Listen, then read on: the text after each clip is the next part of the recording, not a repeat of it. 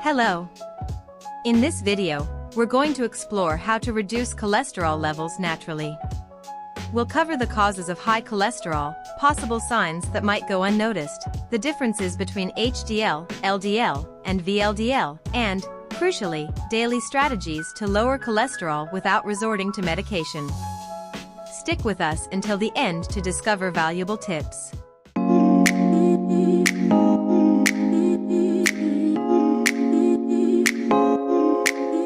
Before we dive into the best foods and diets to lower cholesterol, I invite you to subscribe to the channel and turn on notifications.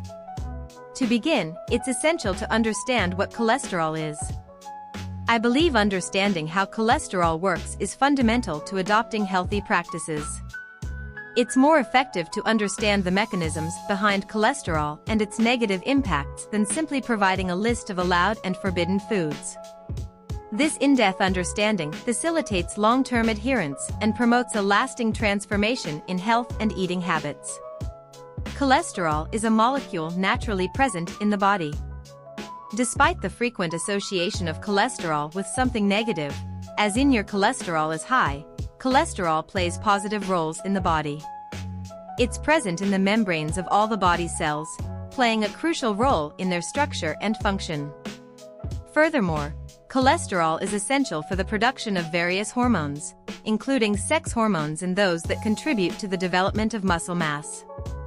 Therefore, cholesterol performs several beneficial functions in the body. The problem arises when its concentration in the blood plasma exceeds levels considered healthy, requiring attention and care. As mentioned earlier, cholesterol is produced by our body, mainly by the liver. However, some of the cholesterol circulating in our body also comes from food, especially from foods of animal origin.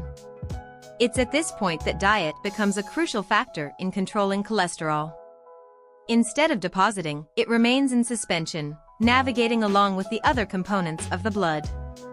The main reason why HDL is beneficial lies in its ability to transport other cholesterol molecules, especially those of low density, removing them from the arteries. Thus, HDL acts as a cleaner of the blood, helping to remove excess cholesterol. High levels of HDL are, therefore, indicative of good cardiovascular health. Not all high cholesterol is harmful. High HDL is a positive sign. Therefore, cholesterol control involves a multifaceted approach that encompasses healthy lifestyle habits and, in some cases, the use of medications prescribed by a doctor.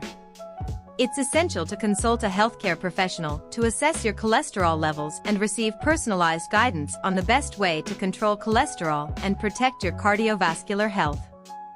The liver plays a crucial role in fat metabolism, converting part of the food intake into cholesterol. The efficiency of this process varies significantly between individuals.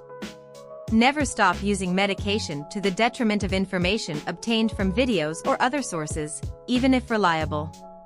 The doctor who prescribed the medication knows your clinical history and your individual needs better than any source of information online. Therefore, always follow your doctor's instructions and take the medication as prescribed. The lifestyle changes that will be suggested below can be implemented in conjunction with medication, aiming to optimize results and promote cardiovascular health. Therefore, medical follow-up and guidance from healthcare professionals are essential to optimize results and ensure the safety of the process. To help reduce or eliminate alcohol consumption, especially if, in addition to high cholesterol, you also have high triglyceride levels, I'll address this topic in a specific video. It's crucial to understand that the combination of high cholesterol and triglycerides, which is quite common, is aggravated by alcohol. Therefore, the total interruption or drastic reduction of alcohol consumption, limiting it to a maximum of once a month, is essential for effective control of cholesterol and triglycerides. Now, let's focus on diet, an essential pillar in cholesterol control. I'll discuss the foods that should be prioritized and those that should be avoided. Initially, it's crucial to restrict as much as possible the consumption of saturated fats, found mainly in foods of animal origin, such as skin of meats, milk fat, butter, and cream. In addition, trans fats are extremely harmful, present not only in industrialized snacks and excessively processed products, including some sweets, but also in hydrogenated vegetable oils, still used by some people in food preparation.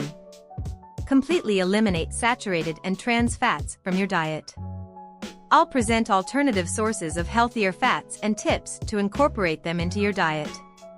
It's of utmost importance to control and avoid the consumption of foods rich in cholesterol, considering that your body already produces cholesterol in excess.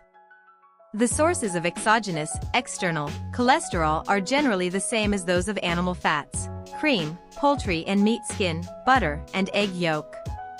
Regarding the consumption of yolks, it's worth noting that, in previous videos, I mentioned that consuming 1 yolk per day generally doesn't represent a problem.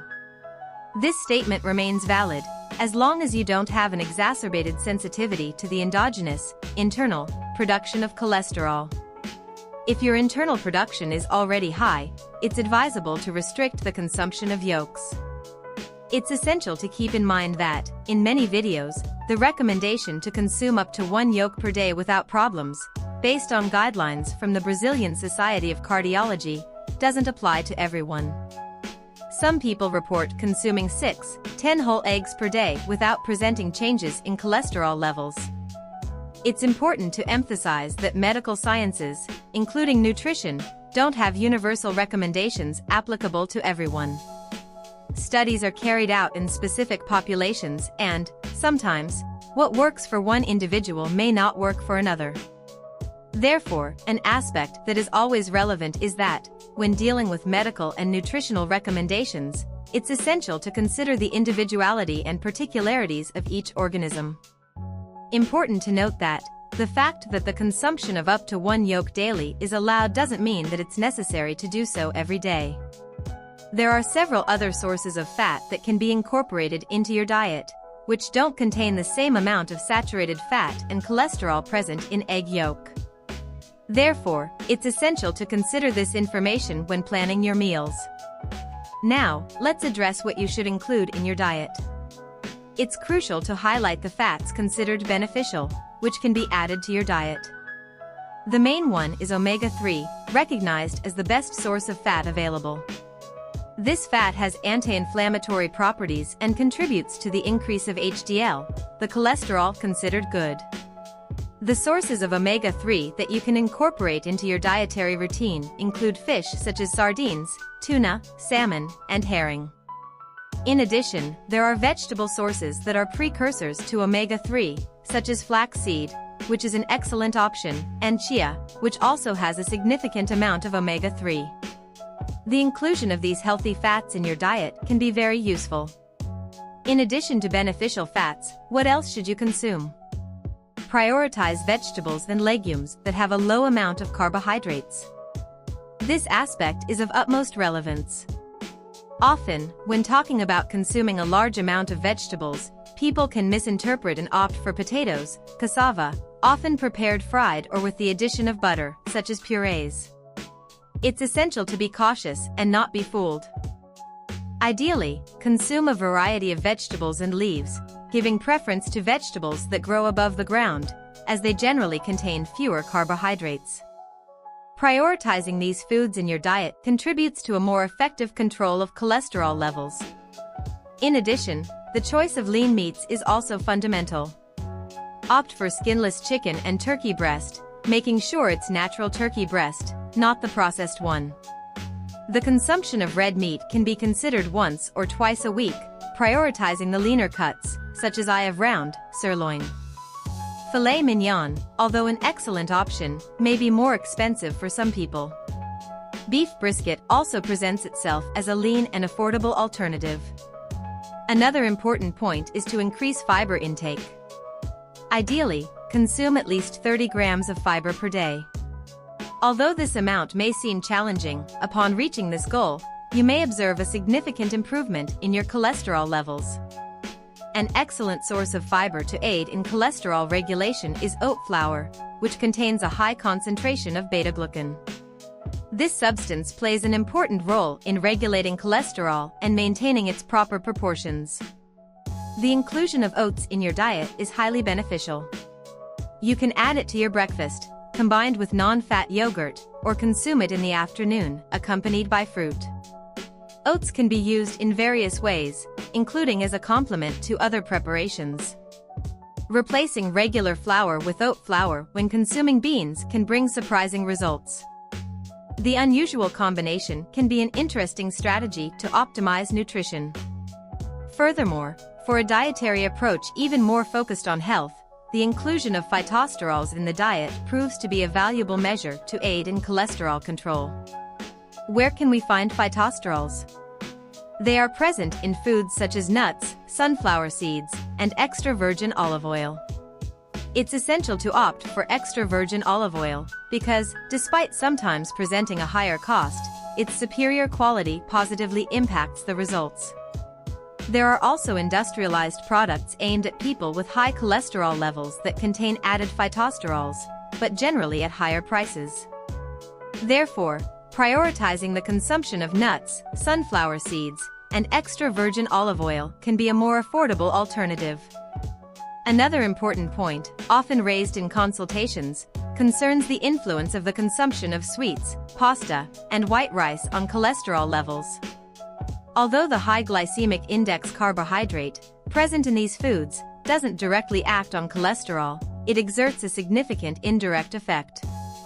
This type of carbohydrate makes weight loss difficult and, in many cases, contributes to weight gain, which, consequently, impairs cholesterol control.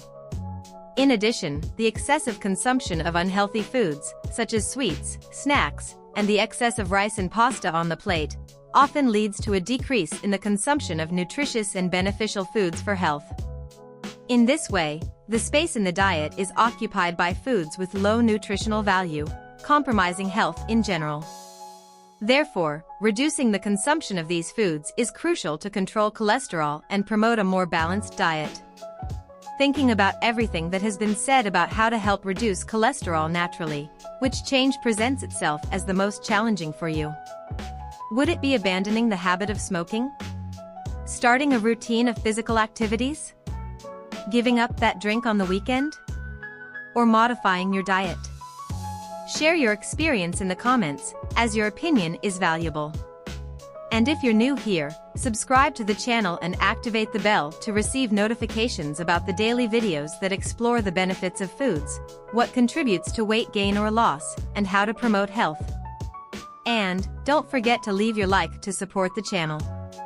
Until next time.